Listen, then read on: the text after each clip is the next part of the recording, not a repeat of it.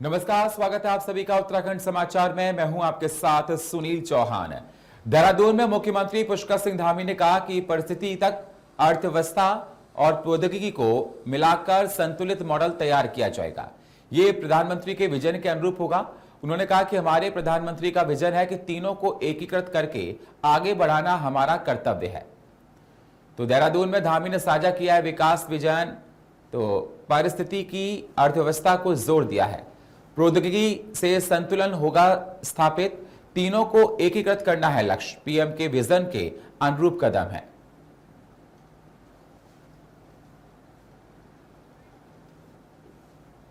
हमारे लिए इकोलॉजी जरूरी है, इकोनॉमी की भी आवश्यकता है और उसमें टेक्नोलॉजी भी जुड़ जाएगी तो निश्चित रूप से तीनों का जब बैलेंस होगा तो एक हमारा अच्छा मॉडल बनेगा। और आदरणीय प्रधानमंत्री जी की परिकल्पना है कि इकोलॉजी, इकोनॉमी और टेक्नोलॉजी तीनों को आधार बनाकर हर जगह जो समृद्धि हो सकती है, विकास हो सकता है, उसको आगे बढ़ाया जाए।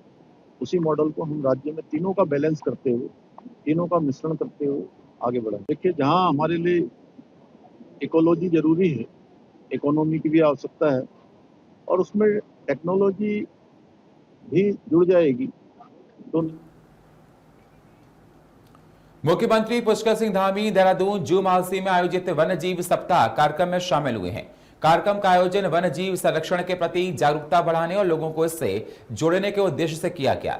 सीएम धामी ने कहा कि राज्य सरकार वन्य जीवों के संरक्षण के लिए निरंतर प्रयासरत है।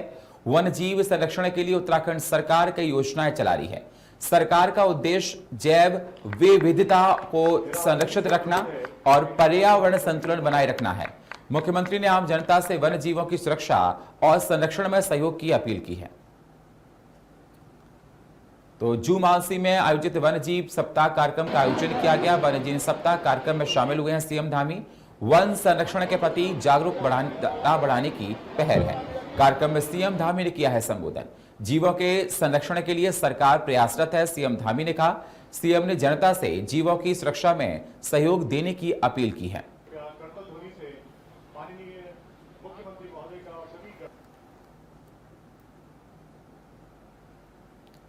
चारधाम यात्रा के कपाट बंद होने की तारीख घोषित कर दी गई है। 22 अक्टूबर को 11:36 पर मां गंगोत्री के कपाटों को बंद किया जाएगा। 23 अक्टूबर को सुबह 8:30 बजे बाबा केदारनाथ के कपाट बंद होंगे। 23 अक्टूबर को 12:30 बजे मां यमुनोत्री के कपाटों को बंद किया जाएगा। 25 नवंबर को 2:56 पर बद्रीनाथ के कपाट बंद होंगे। तो आपको बता दें, चार धाम के कपाट को बंद लेकर गाड़ी केदारनाथ के कपाट बंद होंगे। 22 अक्टूबर को 11:36 पर मां गंगोत्री कपाट बंद होंगे। 23 अक्टूबर को सुबह 8:30 पर केदारनाथ धाम के कपाट बंद होंगे और 12:30 बजे 23 अक्टूबर को यमुनोत्री कपाट बंद होंगे। बद्रीनाथ के 25 नवंबर 2:56 पर कपाटों को बंद कर दिया जाएगा। तो चारधाम यात्रा के कपाट बंद करने को लेकर तारीखों का ऐलान कर दिया गया है और चारधाम यात्रा के कपाट बंद करने की तिथि घोषित कर दी गई है। 22 अक्टूबर को 11:36 पर मां गंगोत्री के कपाटों को बंद किया जाएगा। तो 23 अक्टूबर को 12:30 बजे मां यमुनोत्री कपाटों को बंद किया जाएगा। 25 नवंबर को 2:56 पर बद्रीनाथ के कपाट बंद होंगे। चारधाम यात्रा के कपाट बंद की तिथि घोषित कर दी गई है। तो चारधाम यात्रा कपाट बंद की तिथि घोषित कर दी गई है। 22 अक्टूबर को 11:36 पर मां गंगोत्री कपाट को बंद किया जाएगा।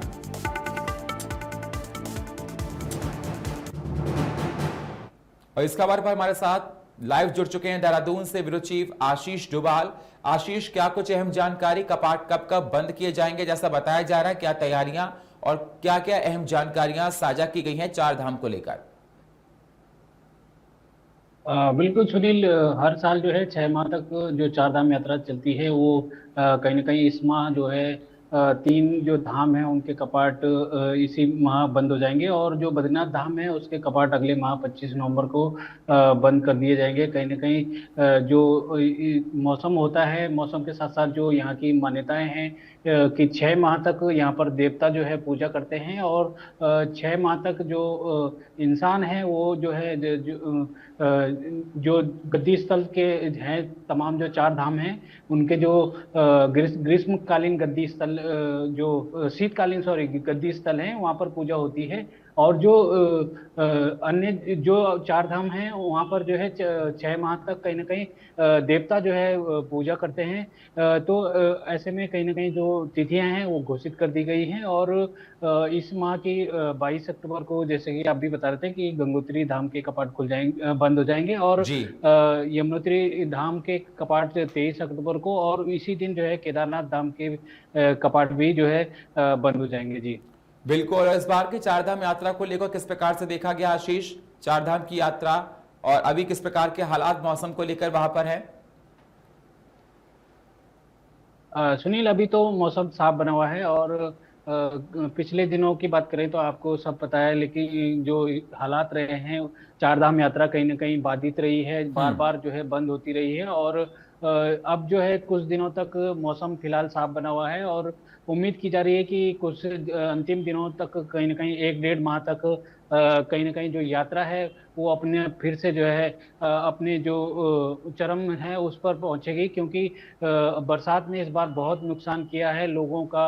आपदा के कारण कई लोग तो तबाह हो गए हैं, जिंदगियां ही तबाह हो गई हैं। सड़क, पुल हो, चाहे जो है आवागमन की तमाम जो साधन थे वो बरसात और अतिवृष्टि के कारण बर्बाद हो गए हैं। और अन्य सालों की मुकाबले इस बार जो है चारधाम यात्रा में जो आर्थिकी लोग कमाते थे, जो अपना आजीविका का साधन रहता था कि 6 माह हम कमाएंगे, और 6 माह कहीं ना कहीं जो उस पैसे का यूज करते थे लोग, वो कहीं ना कहीं इस बार जो है काफी कम जो है लोग चारधाम यात्रा से आजीविका जो अपनी है वो बना पाए हैं जी।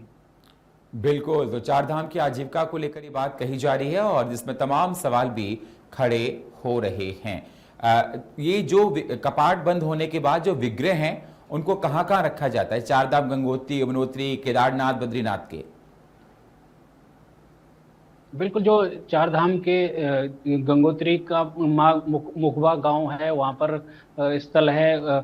और जो यमुनोत्री का है जो खरसाली गांव है वहाँ पर रखी जाती है। वैसे ही बद्रीनाथ का जोशीमठ में है। और केदारनाथ का कहीं ना कहीं ओमकारेश्वर मंदिर में रखा जाता है। तो चारों धामों के जो शीतकालीन जो गद्दी स्थल हैं वहाँ पर भी लोग पहुँचते हैं, दर्शन करते हैं।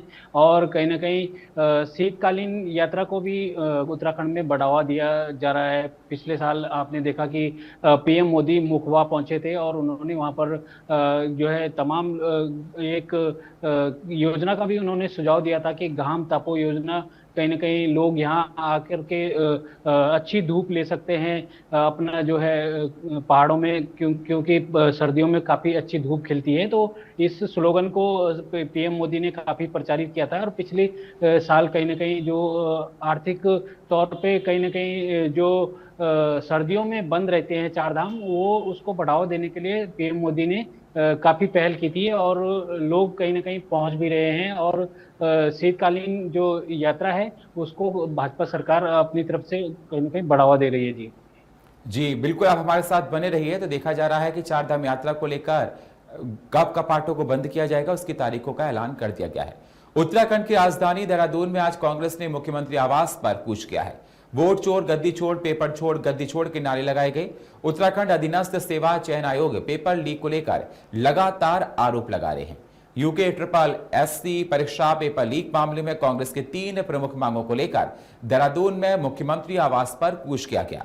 पहली मांग, पेपर लीक की जांच हाईकोर्ट के सिटिंग जज की निगरानी में सीबीआई से करवाने की गई है। दूसरी मांग, यूके ट्रिपल एससी अध्यक्ष गणेश सिंह मूर्तियाल को तत्काल बर्खास्त किया जाए। तीसरी मांग है कि पेपर लीक परीक्षा को कैंसिल कर नई परीक्षा तिथि घोषित की जाए। तो आपको बता दें, कांग्रेस के पूर्व मुख्यमंत्री उत्तराखंड के हरीश रावत धरने की अगुवाई कर रहे थे और आवास पर कूच किया है। वोट चोर, गद्दी छोड़ को लेकर बात कही है। का एकदम आयोग कह रहा है कि कुछ हुआ ही नहीं है, कुछ हुआ ही नहीं है। जब कुछ हुआ ही नहीं है तो फिर सीधा अर्थ है तो आप जांच को डिनाई कर रहे हैं। आयोग भी तो आखिर सरकार का हिस्सा है और परीक्षा टालने का बहाना बना दिया खाली इन सारी चीजों को। जो परीक्षा का कैलेंडर था जो जारी किया गया था, जिसमें इस नकल पेपर लीक वाले इम्तिहान के बाद का जो इम्तिहान होना था। आवाज कूच का एक कार्यक्रम हमारा तब से निश्चित था जब से प्रदेश में ये बात सामने आई कि पेपर में चोरी हुई है, लीक हुआ है। मुख्यमंत्री उस पूरे ताकत के साथ उस पेपर लीक के प्रकरण को दबाने में लगे थे। तब कांग्रेस पार्टी ने ये ऐलान किया था कि हम मुख्यमंत्री आवाज कूच करेंगे। लेकिन अब जब सीबीआई जांच की संस्तुति हो चुकी है तो ये आधी अधूरी है, क्योंकि मांग हमारी ये थी कि सीबीआई जांच हाई कोर्ट के सिटिंग जज की अध्यक्षता में हो, उनकी देखरेख में हो।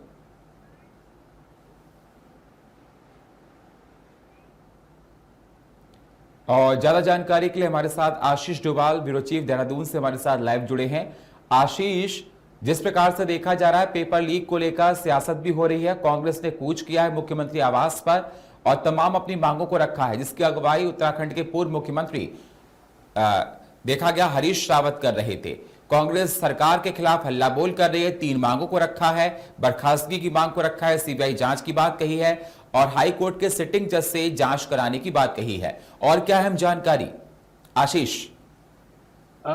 जी सुनील, बिल्कुल। आज जो है कांग्रेस ने जो है मुख्यमंत्री आवास कूच किया है और सैकड़ों कार्यकर्ताओं के साथ साथ जो नेता थे, मुख्यमंत्री पूर्व मुख्यमंत्री हरीश रावत हो, चाहे प्रदेश कांग्रेस अध्यक्ष करण मारा हो, प्रीतम सिंह हो और चाहे प्रदीप टमटा हो, तमाम जो कांग्रेस के नेता हैं उनके अगुवाई में वोट चोर, गद्दी छोड़, पेपर चोर, गद्दी छोड़ के तमाम नारे लगाकर मुख्यमंत्री आवास कूच किया है कांग्रेस कार्यकर्ताओं ने। और 3 सूत्रीय मांगों को लेकर कांग्रेस ने आज प्रदर्शन किया और ये मांग की जा रही है कि जो आयोग के उत्तराखंड अधीनस्थ सेवा चयन आयोग के अध्यक्ष हैं गणेश सिंह मर्तोलिया, उनको जो है बर्खास्त किया जाए। इसके अलावा जो सीबीआई जांच है, सिर्फ सरकार ने सीबीआई जांच की संस्तुति की है।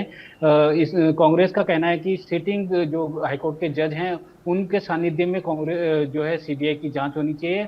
और इसके अलावा कहीं ना कहीं जो तमाम बार जो पेपर लीक हो रहे हैं तो वो आखिर क्यों हो रहे हैं, आयोग के तमाम जो व्यवस्थाएं हैं वो कहीं ना कहीं सरकार का एक अंग है और अगर सीबीआई जांच तरीके से ना हो तो उसको लेकर कहीं ना कहीं कांग्रेस ने मांग की है कि हाईकोर्ट के सिटिंग जज की निगरानी में जो है ये जांच पूरी होनी चाहिए। और इसको लेकर सैकड़ों जो कार्यकर्ता हैं उन्होंने सीएम आवास कूच किया। हालांकि पुलिस ने बैरिकेडिंग लगाकर उन्हें आगे नहीं बढ़ने दिया और कांग्रेस कार्यकर्ता जो है कहीं ना कहीं इस मांग को लेकर, 3 सूत्रीय मांग को लेकर पुरजोर तरीके से प्रदर्शन कर रहे हैं। दूसरी ओर जो प्रदेश के मुखिया हैं उनका कहना है कि मुख्यमंत्री पुष्कर सिंह धामी का कहना है कि सीबीआई जांच की वो पहले ही संस्तुति दे चुके हैं और जो कांग्रेस है वो देश हो चाहे राज्य हो, तमाम जगह जहां पर भी ईडी और सीबीआई जांच करती है उसका कहीं ना कहीं वो विरोध करती है। जी बिल्कुल, देखा जा रहा है बीजेपी की तरफ से कोई स्टेटमेंट निकलकर सामने आया कांग्रेस जो प्रोटेस्ट कर रहा है पेपर लीक को लेकर?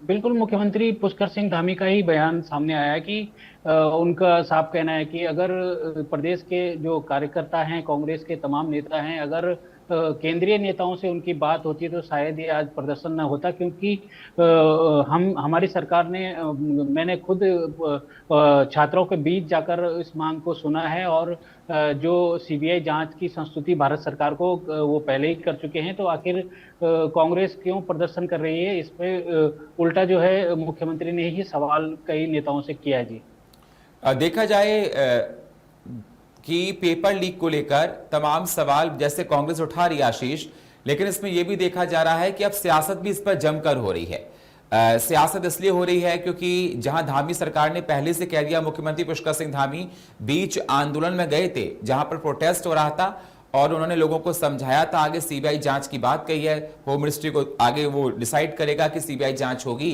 कि नहीं होगी। लेकिन उसके बाद भी देखा जा रहा है कि अब सब कुछ करने के बाद विपक्ष नहीं मानने वाला है, विपक्ष अपनी मांगों को लग रहा है और अब इससे कहीं ना कहीं सियासी पारा भी उत्तराखंड में काफी गर्म होता नजर आ रहा है। अगर कहा जाए पेपर लीक को सियासत के रंग में रंगने लगा है।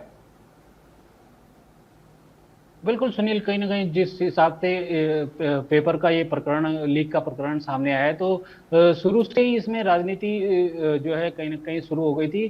छात्रों का जो आंदोलन था उसमें उक्रांद हो चाहे कांग्रेस। शुक्रिया हमारे साथ जुड़ने के लिए, ताजा अपडेट देने के लिए आपका।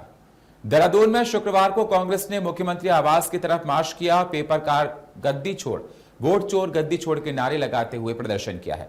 मुख्यमंत्री पुष्कर सिंह धामी ने इस कार्यक्रम को लेकर सवाल उठाए और कहा कि कांग्रेस देश भर में सीबीआई और ईडी के विरोध में लगातार सक्रिय रही है। उन्होंने बताया कि उत्तराखंड में छात्रों की मांग पर सीबीआई जांच की संतति कर दी गई थी, फिर भी प्रदर्शन जारी रहा। सीएम धामी ने भी कहा कि अगर शीर्ष नेताओं से बातचीत हो जाती है तो शायद यह प्रदर्शन आयोजित नहीं होता। तो कांग्रेस ने किया मुख्यमंत्री आवास में कूच, देहरादून छात्रों की मांग बनी है मुख्य मुद्दा। सीबीआई जांच के बावजूद प्रदर्शन किया है। तो राजनीतिक विवाद से बड़ा है तनाव। मुख्यमंत्री ने तमाम गंभीर सवालों को उठाया है। वोट चोर गद्दी छोड़ में गूंजे हैं नारे।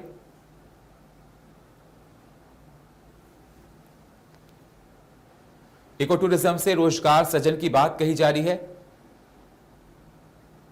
कांग्रेस ने किया मुख्यमंत्री आवास में कूच, छात्रों की मांग बनी है मुख्य मुद्दा। तो सीबीआई जांच के बावजूद प्रदर्शन किया गया है। तो राजनीतिक विवाद से तनाव बढ़ता जा रहा है। तो मुख्यमंत्री ने तमाम गंभीर सवालों को भी उठाया है।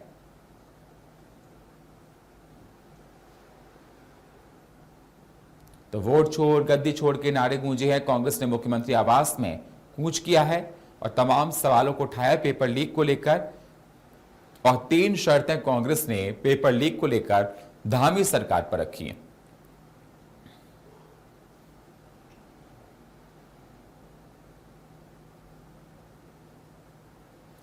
तो राजनीतिक विवाद से तनाव बढ़ता जा रहा है। पेपर लीक पर अब देखा जाए जमकर सियासत होने लगी है।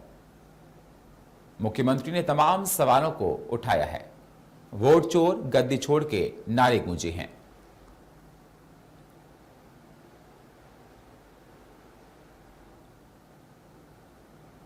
तो कांग्रेस ने किया मुख्यमंत्री आवास में कूच किया है। कांग्रेस ने छात्रों की मांग बनी है मुख्य मुद्दा। जो छात्र, और देखिए, मैं तो कांग्रेस के लोगों से कहना चाहता हूं कि हमने तो जो छात्र मांग कर रहे थे या छात्रों को कोई भी शंका थी, किसी प्रकार का कम्युनिकेशन गैप था, हमने उनकी मांगों पर कार्रवाई करते हुए सीबीआई के लिए संस्तुति कर दी है, भारत सरकार को भेज दिया है। और भी जो छात्रों की न्यायोचित मांगें होंगी, उन सभी मांगों पर हम आगे भी कार्रवाई करेंगे।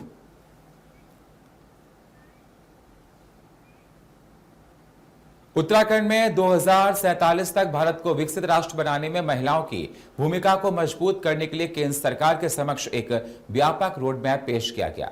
केंद्रीय महिला एवं बाल विकास मंत्री के साथ वर्चुअल बैठक में कैबिनेट मंत्री रेखा आर्या ने 20 से ज्यादा सुझाव दिए। इसमें स्थानीय बजट का 10% महिला और शिशु विकास के लिए आरक्षित करने, आंगनवाड़ी केंद्रों का डिजिटलाइजेशन, किशोरी बालिका परियोजना का विस्तार, महिला कार्यबल बढ़ाने और पोषण तथा शिक्षा में सुधार जैसे महत्वपूर्ण प्रस्ताव शामिल हैं। केंद्रीय मंत्री ने सुझावों की सराहना की और लागू करने का भरोसा दिया है। बैठक में केंद्रीय मंत्री अन्नपूर्णा देवी ने उत्तराखंड द्वारा दिए गए सुझावों की जमकर सराहना की है और इन्हें लागू करने का भरोसा दिलाया है।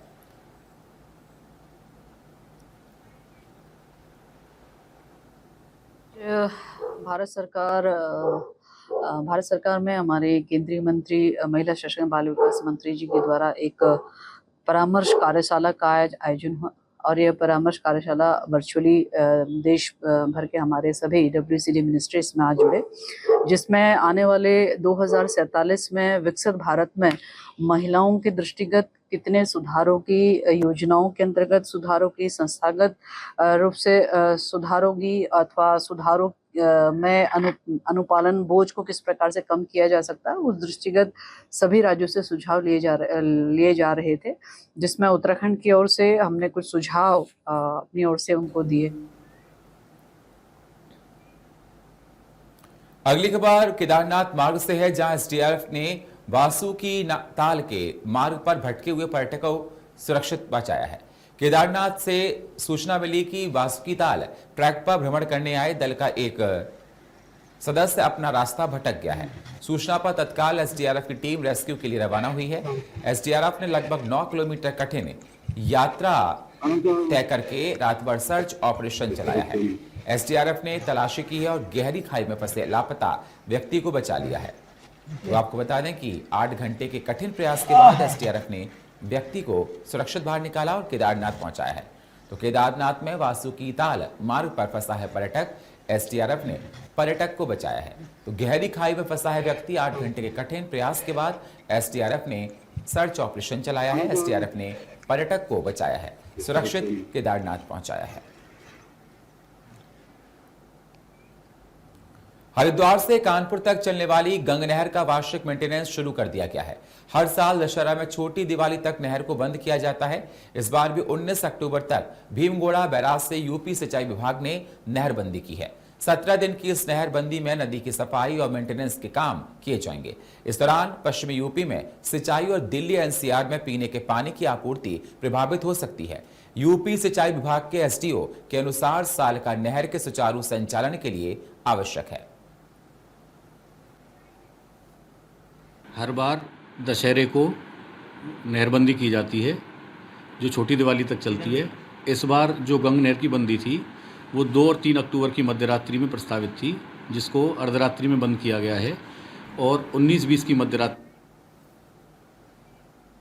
देहरादून के सीमावर्ती गांव टिमली में जल संकट गहराता जा रहा है, जहां जल जीवन मिशन के तहत लाखों रुपए खर्च होने के बावजूद भी अधूरा ओवरहेड टैंक और फेल्ड ट्यूबवेल से लोग बूंद बूंद को तरस रहे हैं। इस समस्या से महिलाएं और ग्रामीण में रोष है, लेकिन शिकायतों पर सुनवाई नहीं हो रही है। तो देहरादून में सीमावर्ती गांव में गहराया है जल संकट।